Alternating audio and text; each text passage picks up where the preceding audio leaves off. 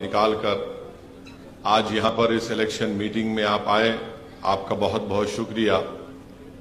और मैं आपको ये बताना चाहूंगा कि 13 मई के दिन पार्लियामेंट के इलेक्शन का मतदान का दिन है और इम्तियाज जलील साहब का निशान पतंग है। 2019 में भी आप तमाम ने मिलकर एक नई तारीख बनाई थी और आपने यहां से करीब 56,000 के करीब वोट इम्तियाज जलील साहब को दिलाया था। मैं आपका शुक्रिया अदा भी करता हूं और आपसे ये गुजारिश करता हूं कि आप दोबारा मुत्तहदा तौर पर अपने एक वोट का इस्तेमाल गंगापुर से इम्तियाज जलील साहब के हक में करिए। यहां पर बहुत से आपके मसाइल हैं, तकालीफ हैं। अभी हमारे राहुल भाई बता रहे थे कि यहां से 7 किलोमीटर दूर गोदावरी बहती है और गंगापुर के किसानों को गोदावरी से पानी नहीं मिलता, जिससे किसान बहुत परेशान हो जाता है। चाहे वो गन्ना उगाता हो या प्याज हो, उसको उसकी कीमत नहीं मिलती। ये ऐसे मसाइल हैं जिसके लिए आपको एक ताकतवर आवाज की जरूरत है और आवाज ऐसी होनी चाहिए जो हर समाज के लोगों की तकलीफ को समझ सके। मैं आपको बड़ी जिम्मेदारी के साथ बता रहा हूं कि पिछले 5 साल से जब से आपने और औरंगाबाद की जनता ने इम्तियाज जलील को अपने वोट और अपनी दुआओं से यहां का एमपी बनाया, इम्तियाज जलील साहब ने हर समाज के, हर समुदाय के लिए काम करने की पूरी कोशिश की। और आप जानते हैं कि इनके 5 साल में, बल्कि पूरे 5 साल में 1.5 साल तो कोविड के जरिए खत्म हो गए और कोविड में लोग मर रहे थे, तकालीफ उठा रहे थे। तो इम्तियाज जलील साहब को सिर्फ 3.5 साल का मौका मिला। एमपी लैड फंड भी नहीं, हम तमाम को नहीं मिला।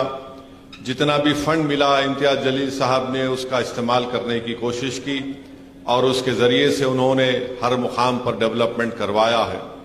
मैं यही बताना चाह रहा हूं कि गंगापुर के इस विधानसभा में लासूर का जो रेलवे स्टेशन के क्रॉसिंग का मसला है, मैं आपसे वादा करके जा रहा हूं कि इंशाअल्लाह ताला क्रॉसिंग का मसला है, हम जरूर पूरी कोशिश करके उस मसले को भी हल करवाएंगे। मेरी आप तमाम से एक अपील है कि 5 साल में आप इम्तियाज जलील साहब का कोई एक ऐसा स्टेटमेंट बता दीजिए कि इम्तियाज जलील साहब ने किसी समुदाय या किसी मजहब के मानने वालों का दिल तोड़ा है। इम्तियाज जलील का कोई एक स्टेटमेंट नहीं दिखा सकते।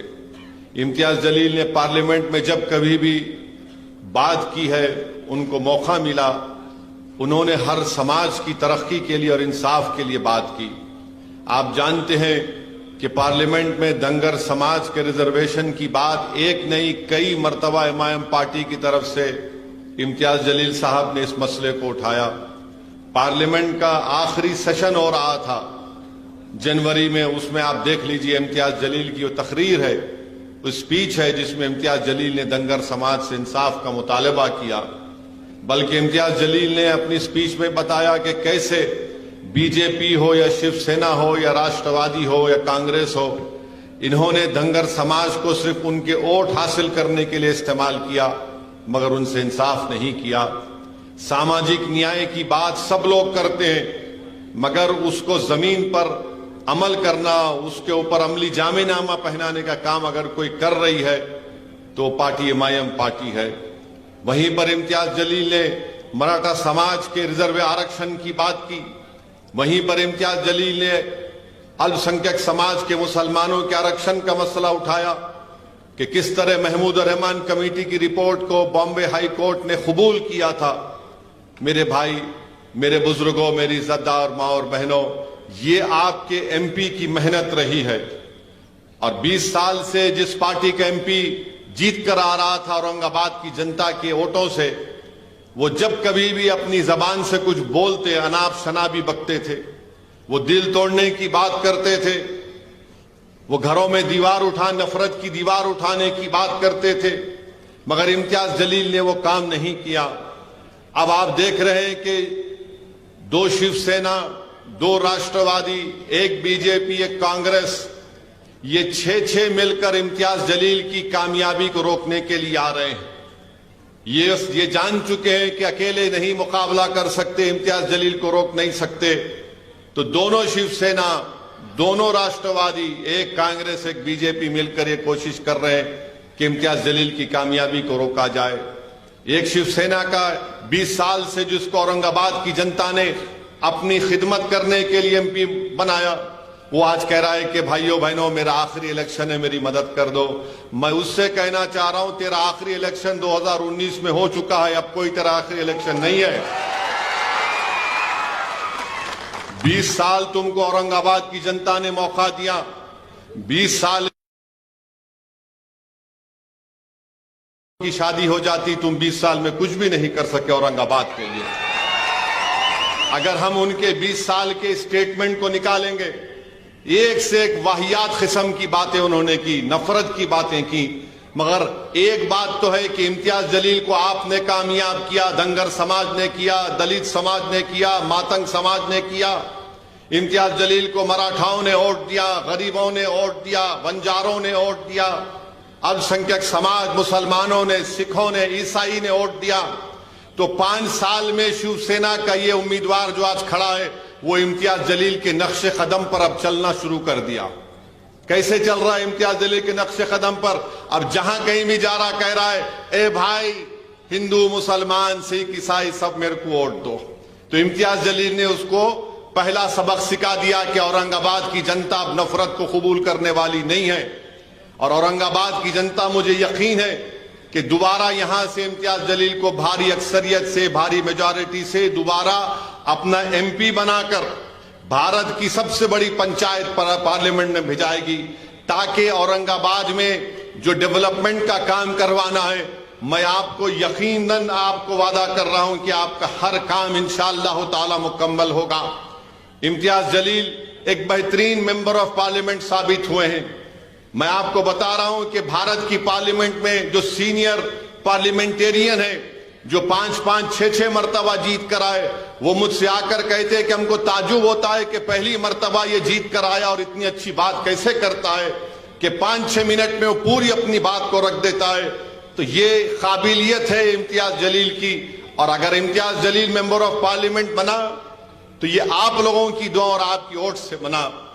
औरंगाबाद से इम्तियाज जलील को आपने कामयाब किया, तो ये इम्तियाज जलील की सिर्फ पर्सनल या जाती कामयाबी नहीं है, ये औरंगाबाद की वो जनता की कामयाबी है जो अमन चाहती है। ये औरंगाबाद की वो जनता की कामयाबी है जो जुल्म को बर्दाश्त नहीं करती, बल्कि मजलूमों से इंसाफ का मुतालबा करती है। इम्तियाज जलील की जाती कामयाबी नहीं है, बल्कि उन लोगों की कामयाबी है जो सामाजिक न्याय को देखना चाहते हैं कि औरंगाबाद में सामाजिक न्याय हो। ये उन लोगों की कामयाबी है जो औरंगाबाद में किसान आज परेशान है, खुदकशी कर रहा है, उसके ताल्लुक से कोई बात नहीं कर रहा है। और आपको एक और बात बता रहा हूं कि महाराष्ट्र की सियासत में, महाराष्ट्र के पॉलिटिक्स में सब लोगों ने अपने कपड़े ऐसा बदल दिए जैसा कि सुबह में एक कपड़ा एक पार्टी का, दोपहर में एक कपड़ा एक पार्टी का, शाम में एक कपड़ा एक पार्टी का, सुबह अब तक एक और कपड़ा पहन लेते हैं। मगर इम्तियाज जलील में वो बात नहीं है। इम्तियाज जलील जिस पार्टी से कामयाब हुआ, इम्तियाज जलील उसी पार्टी के तहत रहकर काम किया।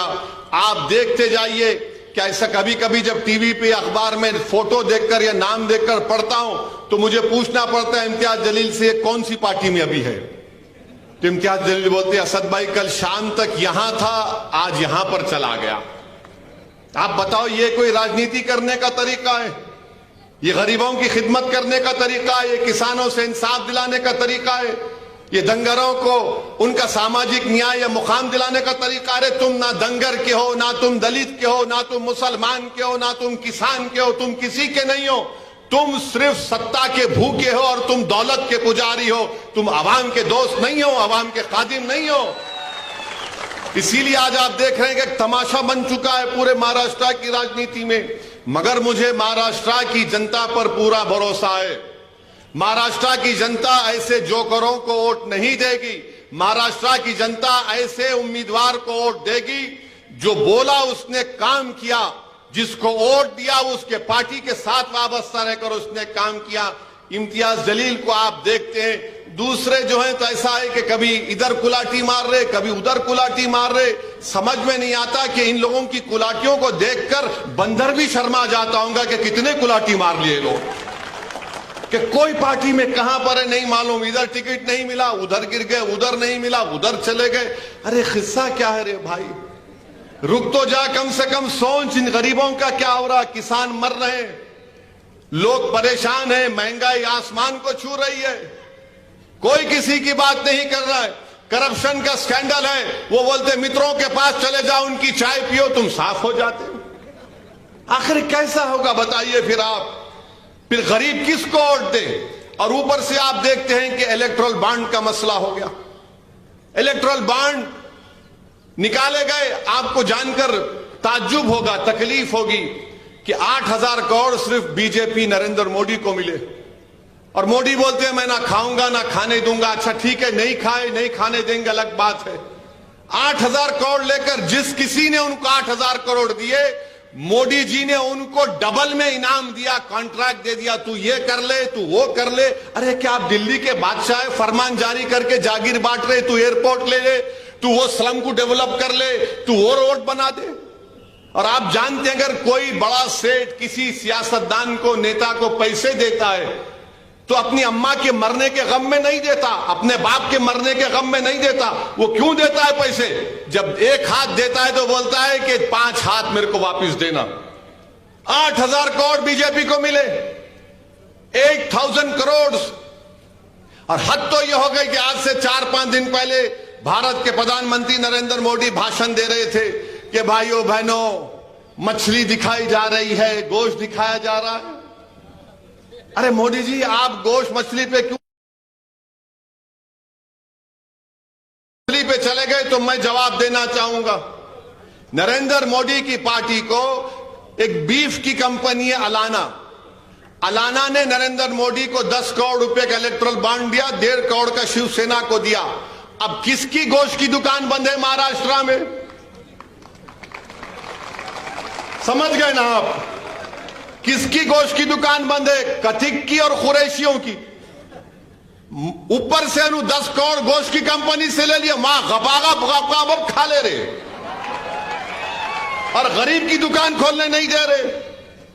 अब वो गरीब दिन में 100-200 रुपए कमाकर घर को जाता था, मगर मोदी जी क्या बोलते? ना खाऊंगा ना खाने दूंगा, मगर इलेक्टोरल बॉन्ड देंगे तो तुमको पूरा महाराष्ट्र कुर्बान कर दूंगा।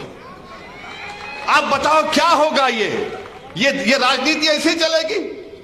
8,000 करोड़ बीजेपी को, 1,400 करोड़ कांग्रेस को, 1,300 करोड़ टीएमसी को, 1,100 करोड़ टीआरएस को, राष्ट्रवादी कांग्रेस को भी मिले।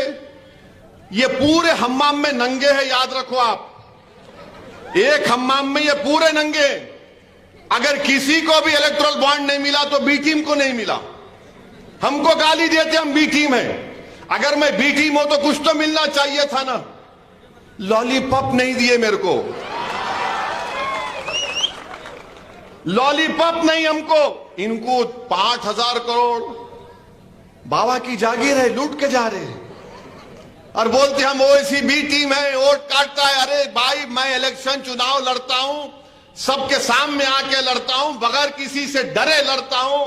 मेरी जान पर कई मर्तबा हमला हुआ, गाड़ी पर गोलियां चली, मगर हम बिकने वाले नहीं हैं दौलत के आगे। ना हम दौलत के आगे बिकने वाले हैं, ना हम ताकत के आगे झुकने वाले हैं। ये एमआईएम पार्टी है। और दूसरे देखे तो आप सब बिक गए, उन्होंने खरीद रहे, सेठ साहब खरीद रहे, ले कितना लेता ले, बोल लगा, तेरी बोली कितनी है बोल। हर्राज हो रहा है पॉलिटिशियंस का इलेक्टोरल बॉन्ड के नाम पर। सब लोग अपना जमीर बेच चुके हैं, और जब आकर ये लोग गरीबों की बात करते हैं तो उनको आईने में जाकर अपना चेहरा देखना पड़ेगा कि तुम क्या गरीबों से मोहब्बत करते, जब उनका खून चूसने वालों से तुम पैसे ले रहे हो। मेरे अजीज दोस्तों और बुजुर्गों, मेरी इज्जतदार मां और बहनों, हम आपसे अपील कर रहे हैं कि 13 मई के दिन सुबह के अवलीन सातों में आप निकलिए। अच्छा, बीजेपी, राष्ट्रवादी कांग्रेस, शिवसेना एक बात बोलते, 370 निकाल दिए, चलिए अच्छा करा, निकाल दिया। मेरे एक सवाल का जवाब दो। 370 के बाद क्या आता? 371 आता है ना।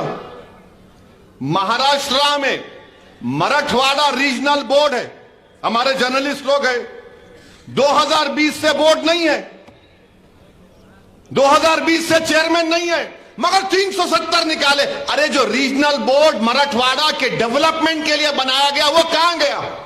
उसके मेंबर कहां गए? उसका चेयरमैन कहां गया? उसका पैसा कहां गया? अरे उद्धव ठाकरे, तुम मुख्यमंत्री, तुम्हारे राइट हैंड पे उस वक्त अशोक राव थे, अब बीजेपी में चले गए। लेफ्ट हैंड पे अजीत पवार थे, अब उधर भाग गए।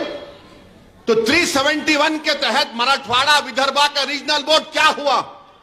एक मेंबर नहीं है, चेयरमैन नहीं है, 2-2 साल हो गए, 3 साल हो गए, उसका पता ही नहीं है। मगर सब बोलते 370, 371 का क्या होगा बताओ? 371 अगर रीजनल बोर्ड रहेगा तो आप फैसला करेंगे कि मराठवाड़ा का पैसा कहां पर खर्चा होगा। यह इनकी राजनीति है। इसीलिए कह रहा हूं, इस हम्माम में सब नंगे। मराठवाड़ा का रीजनल बोर्ड, विदर्भा का रीजनल बोर्ड, मगर सब बोलते जय महाराष्ट्र। अरे जय महाराष्ट्र बोले तो फिर 371 का क्या होगा?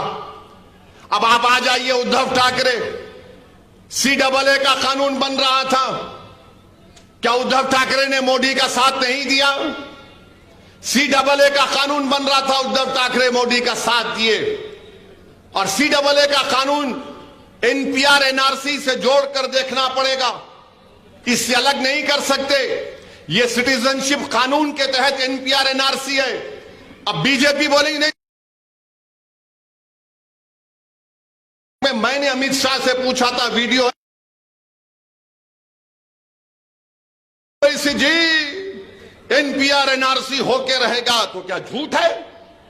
बोलो, अमित शाह ने झूठ बोला तो कल पार्लियामेंट में प्रिविलेज मोशन डालूंगा अमित शाह के खिलाफ कि झूठ बोले तो पार्लियामेंट को। आप CAA का साथ दिए उद्धव ठाकरे, और NPR NRC होगा तो याद रखो NPR NRC होगा। ये लोग इस देश में NPR NRC कराकर दलित समाज को, गरीब समाज को, अल्पसंख्यक समाज, मुसलमान को, किसानों को, बहरहाल जितने गरीब हैं, अगर यहां पर इस इलाके में किसी गवर्नमेंट के दफ्तर पर NPR NRC के तहत एक नाम लिखा जाएगा, राहुल नाम लिख दिए हमारे भाई का, तो कोई भी संघ परिवार का आदमी जाके बोलेगा राहुल भारत का नागरिक नहीं है, वो राहुल को बताना पड़ेगा कि वो भारत का नागरिक है। राहुल के ऊपर बर्डन ऑफ प्रूफ आ जाएगा, और राहुल को बताना पड़ेगा कि दादा का, उसके दादा का बर्थ सर्टिफिकेट कहां से लाएगा राहुल। भारत में कितने लोगों के पास पासपोर्ट है? 6 या 7% लोगों के लिए पासपोर्ट है। और आप समझते आधार कार्ड सिटीजनशिप का प्रूफ है? नहीं, आधार कार्ड के पीछे लिखा हुआ है कि यह भारत की सिटीजनशिप का प्रूफ नहीं है। वोटर लिस्ट में नाम सिटीजनशिप का प्रूफ नहीं है। CAA की तारीफ उद्धव ठाकरे ने की, अब उद्धव ठाकरे आके बोल रहे मैं सेक्युलर हो गया। ये कैसे सेक्युलर हो गए भाई आप? कहां से सेक्युलर हो गए आप? और कांग्रेस, राष्ट्रवादी शरद पवार की उनके साथ बैठी हुई है। चीचा एक तरफ, भतीजा एक तरफ। अरे सबको बेवकूफ बना रहे हैं लोग। अंकल एक तरफ, उन्हों एक तरफ। और गाली किसको दे रहे? पूरे मिलके। बीजेपी बोलती है आतंकवादियों का साथी है, हम भी टीम है।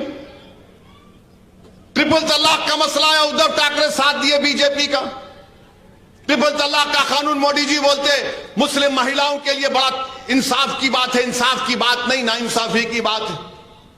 अगर कोई मुस्लिम महिला को कोई मुसलमान ट्रिपल तलाक देता है तो मैं कहा हूं गुनाहगार है, वो गुनाहगार है। मगर जो वो देता है, अब उस औरत को बताना पड़ेगा कोर्ट को जाकर के ये पागल बेवकूफ ने मुझे ट्रिपल तलाक दिया। कौन जाकर उसकी ताईद में कोर्ट में खड़े रहेगा? अच्छा, मोदी जी को हम मोदी जी नहीं बोलेंगे, उनको अल्लामा फजीलतुल शेख मोदी बोलेंगे। क्यों बोलेंगे? जेल में कोई गया तो मोदी जी बोले तू जेल में जाएगा तो अपनी बीवी को पैसा भिजाना। अबे जेल में कौन देगा पैसे?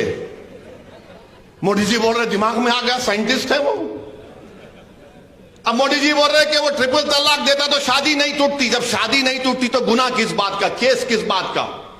मगर मोदी जी फजीलतुल शेख है, अल्लामा है। अच्छा, उसको कोर्ट में सजा 2 या 3 साल की हो सकती। किसी और समुदाय के आदमी को अगर अपनी बीवी को इस तरह छोड़ता है तो 1 साल, यहां पर 2 या 3 साल। अब 2 साल 3 साल के बाद वो दीवाना निकलेगा तो क्या उसकी बीवी, हमारी बेटी जेल के सामने खड़े होना कि आ मैं तुझे कबूल कर लूं? 3 साल तक वो बच्ची इंतजार में रहना, उसका क्या पुरसाने हाल होगा। फिर आप देखिए, ये बात है यूएपीए का कानून, शिवसेना ने यूएपीए कानून में साथ दिया मोदी का। भारत की जेलों में लोग सड़ रहे हैं। भीमा कोरेगांव की जेल में जो लोग जेलों में हैं, जिनको आज कहा गया कि तुम्हारे घर पे रेस्वा, तुम इतने पैसे जमा करो। यूएपीए, कैसे यूएपीए को मजबूत किया गया? जुलाई 2019 में उद्धव ठाकरे ने अमित शाह के कानून का साथ दिया। जेल में कौन है? दलित हैं। जेल में कौन है? मुसलमान है। जेल में कौन है? इंटेलेक्चुअल हैं जो बीजेपी आरएसएस के खिलाफ हैं। आप फिर आकर कहते हैं हम सेकुलर हैं। तो इसीलिए मैं आपसे अपील कर रहा हूं कि देख समझकर अपने वोट का इस्तेमाल करिए।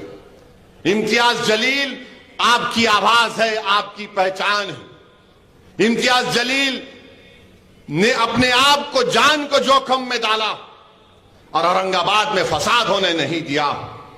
जो इम्तियाज जलील को वोट देगा वो जान बचाने वाला साबित होगा। जो इम्तियाज जलील के खिलाफ वोट देगा तो आप उन लोगों को जान लीजिए जो दंगा कराना चाहते हैं, जो गड़बड़ कराना चाहते हैं। इम्तियाज जलील का नाम गरीबों की जान को बचाना। इम्तियाज जलील को वोट देने का मतलब गरीबों को उनका हक दिलाना। अभी हमारे भाई ने मुझे आदर्श के हैं, कहां गए वो? सतीश कहां है? 2000 करोड़ का आदर्श का स्कैम हुआ। कोई पार्टी इनका हाथ नहीं पकड़ा। पूछ लो इन लोगों से। ये बड़ा बोलते ना कि हम दुश्मन हैं। क्या हुआ? बीजेपी ने इनका हाथ पकड़ा? नहीं पकड़ा। शिंदे ने हाथ पकड़ा? नहीं पकड़ा। अजित पवार ने, शरद पवार ने? नो, कोई नहीं। ये गरीब लुटे पीटे, जिनके 200 करोड़ से ज्यादा जिंदगी की कमाई की लूट के चला गया, तो इम्तियाज जलील के पास गए। इम्तियाज जलील ने इनकी इंसाफ की लड़ाई का आगाज किया और आज इम्तियाज जलील के लड़ने की बुनियाद पर इंशाअल्लाह ताला करीब में इन आदर्श के इन तमाम लोगों का इंसाफ होगा। क्या इम्तियाज जलील ने देखा कि इसमें कौन किस समुदाय का है?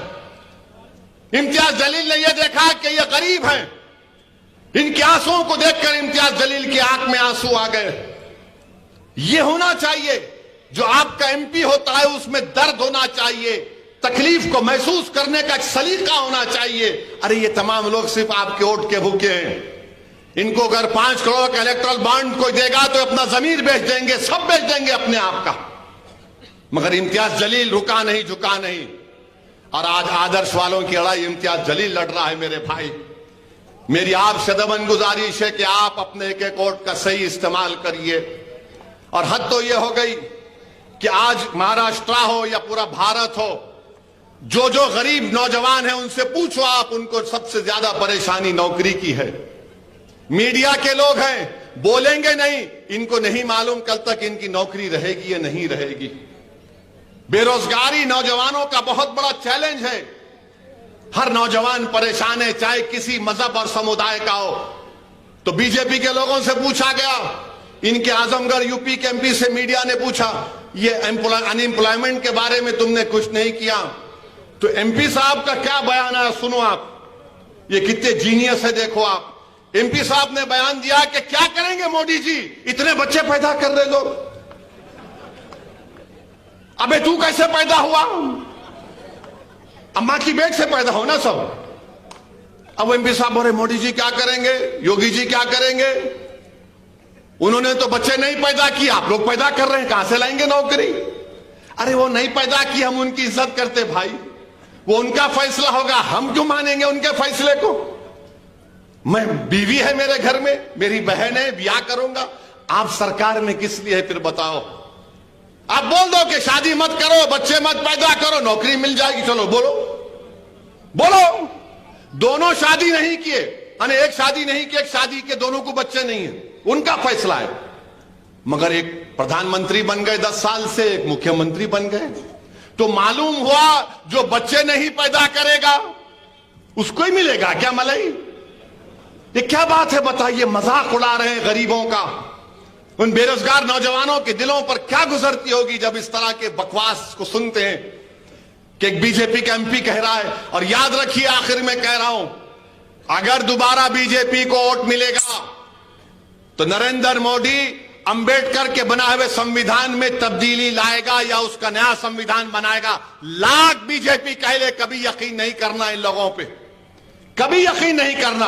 आप बोलेंगे ओवैसी तुम क्यों बोल रहे, तुम प्रूफ दो, क्यों यकीन नहीं करना बीजेपी के ऊपर। क्या 2014 में मोदी ने नहीं कहा था भाइयों बहनों 15 लाख, कहा था ना, नहीं कहा था, कहा था ना कि जो मानते हैं कहा था हाथ उठाओ। मीडिया के लोग भी उठा सकते आप। 15 लाख की जगह 15 पैसे आए। अब मोदी जी की बात का यकीन कैसा करेंगे। 2 करोड़ नौकरी हर साल देंगे बोले थे, आज की तारीख में 2024 में 14 लाख वो खुद कह रहे हैं। बताइए कैसे भरोसा करेंगे आप। याद रखिए, इस देश की सबसे बड़ी ताकत अंबेडकर बाबा साहब का बना हुआ संविधान है। अगर यह संविधान चला जाएगा तो सब चला जाएगा, याद रखो। तो संविधान को बचाना है। यह संविधान हम सबको बराबरी का हकूक देता है। यह संविधान कहता है कि कोई बड़ा छोटा नहीं। यह संविधान कहता है कि गोरे को काले पर फौकियत नहीं। संविधान कहता है कि जो मोची होगा और जो बड़ी बिल्डिंग में बैठा होगा वो सब बराबर होंगे। ये चाल है, ये साजिश है उनकी संविधान बदलने की। जब संविधान बदलेगा तो आरक्षण चला जाएगा, याद रखो मेरी इस बात को। मैं तुम्हारे वोट लेने के लिए नहीं कह रहा हूं, सच्चाई बयान कर रहा हूं। इसीलिए आपको पार्लियामेंट में अपनी एक बेहतरीन आवाज को भिजाना है। इम्तियाज जलील को कामयाब करिए और 13 तारीख के दिन जब आप पोलिंग बूथ को जाएंगे तो खुदा के लिए सेल फोन लेकर पोलिंग बूथ को मत जाइए। हम क्या होता सेल फोन लेके जाते, अब वो रूल्स में है सेल फोन आप हाथ में पकड़कर नहीं लेकर जा सकते, तो सेल फोन मत लेकर जाइए। अपने पूरे फैमिली को लेकर जाइए। नौजवानों की जिम्मेदारी है, पोलिंग बूथ को जाइए, पतंग के निशान के जगह बटन दबाइए, वो स्लिप निकलेगी, उस स्लिप में देखिए कि पतंग के ऊपर आपने बटन दबाया तो उस पर पतंग का निशान है या नहीं। फिर बाहर निकलकर पोलिंग बूथ से 10 कदम आगे जाए।